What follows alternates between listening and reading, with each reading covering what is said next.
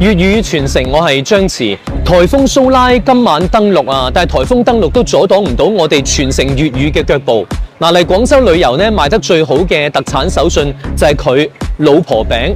但係老婆餅呢，又係最識講大話嘅特產喎，因為佢入邊係冇老婆㗎。點解要叫老婆餅呢？有段古㗎，聽我講啦。話說喺134年前，清朝光緒年間，有一位潮州嘅點心師傅嚟廣州呢度做工，跟住咧佢就去咗一間餅店嗰度做嘢啊。話說半年之後呢，佢老婆好掛住佢啊，忍唔住上到嚟廣州探佢啦。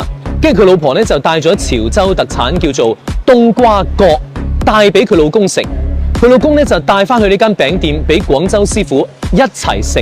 食完之後呢，啲師傅個個都食指大動啊，而且大讚話冬瓜角真係好正，因為嗰時嘅廣州呢，佢嘅餅入邊係冇用冬瓜蓉做餡嘅。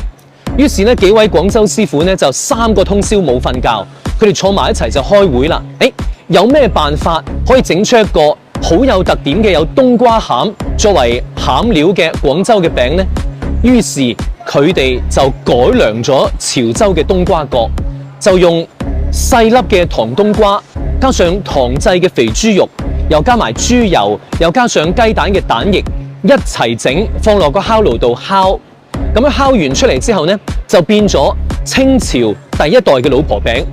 因為係潮州師傅嘅老婆帶嚟冬瓜角，激發咗廣州師傅嘅創作靈感，先有咗呢隻餅，所以就用佢老婆命名，叫做老婆餅。嗱，嗰時嘅老婆餅咧，食起上嚟咧係皮薄餡厚，而且入口即溶，因為豬油咧同埋嗰種肥豬肉嘅香味係喺個口入邊散發出嚟。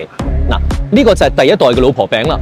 但係嚟到現代呢，因為人追求健康啊，就將豬油同肥豬肉嘅份量減少咗，甚至有啲老婆餅咧係以冬瓜蓉作為餡為主嘅，呢個就變咗現代嘅老婆餅啦。嗱，同大家講點樣食老婆餅先地道呢？嗱，咁你就要買一隻老婆餅喺有1000年歷史嘅廣州北京路千年古道呢度，一路食一路行，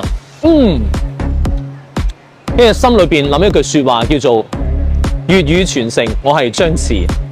講下笑，最後想問下你係邊度人啊？喺你嘅家鄉有冇一種類似老婆餅呢種餅類嘅特產手信呢？評論區寫出嚟啊，我會睇㗎。